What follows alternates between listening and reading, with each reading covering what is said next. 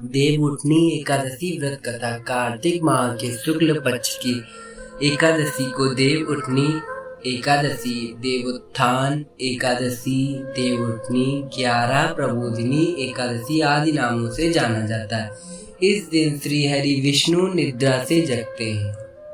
यहाँ पढ़े पौराणिक कथा। एक राजा के राज्य में सभी लोग एकादशी व्रत रखते थे। प्रजा तथा नौकर चाकरों से लेकर पशुओं तक को एकादशी के दिन अन्न नहीं दिया जाता था। एक दिन किसी दूसरे राज्य का एक व्यक्ति राजा के पास आकर बोला, महाराज, कृपा करके मुझे नौकरी पर रख लें। तब राजा ने उसके सामने एक शर्त रखी कि ठीक है, रख लेते हैं, किंतु रोज तो तुम्हें खाने को सब कुछ मिलेगा, पर एकादशी को अन्न नहीं मिलेगा। उस व्यक्ति ने उस समय हाँ कर ली, पर एकादशी के दिन जब उसे फलाहार का सामान दिया गया तो वह राजा के सामने जाकर गिड़गिड़ाने लगा, महाराज, इससे मेरा पेट नहीं भरेगा, मैं भूखा ही मर जाऊंगा, मुझे अन्न दे दो। राजा ने उसे सत्य की बात याद दिलाई, पर वह अन्न छोड़ने को राजी नहीं हुआ।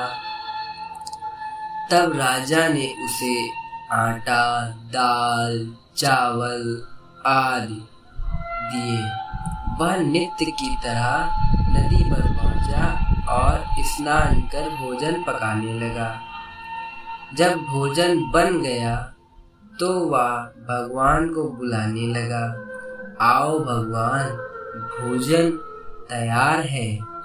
उसके बुलाने पर पीताम्बर धारण किए भगवान चतुर्भुज रूप में आ पहुंचे तथा प्रेम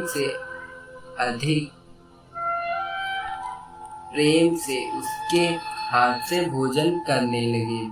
भोजन नाद करके भगवान अंतर ध्यान हो गए तथा वह अपने काम पर चला गया। 15 दिन बाद अगली एकादशी को वह राजा से कहने लगा कि महाराज, मुझे दुगना सामान दीजिए, उस दिन तो मैं भूखा ही रह गया। राजा ने कारण पूछा तो उसने बताया कि हमारे साथ भगवान भी खाते हैं, इसलिए हम दोनों के लिए सामान पूरा नहीं होता। यह सुनकर राजा को बड़ा आश्चर्य हुआ। वह बोला, मैं नहीं मान सकता कि भगवान तुम्हारे साथ खाते हैं। मैं तो इतना व्रत रखता हूँ, पर पूजा करता हूँ, पर भगवान ने मुझे कभी दर्शन नहीं दिए। राजा की बात सुनकर वह बोला, महाराज, यदि विश्वास ना हो तो साथ चलकर देख लो। राजा एक पेड़ के पीछे छिपकर बैठ गया। उस व्यक्ति ने भोजन बनाया तथा भगवान को शाम तक पुकारता रहा, परंतु भगवान न आए। अंत में उसने कहा, हे भगवान, यदि आप नहीं आए तो मैं नदी में कूदकर प्राण त्याग दूंगा। लेकिन भगवान नहीं आए। तब वह प्राण त्यागने के उद्देश्य से नदी की तरफ बढ़ा। प्राण त्यागने का उसका दृढ़ इरादा जान शीघ्र ही भगवान ने प्रकट होकर उसे रोक लिया। और साथ बैठाकर भोजन करने लगे।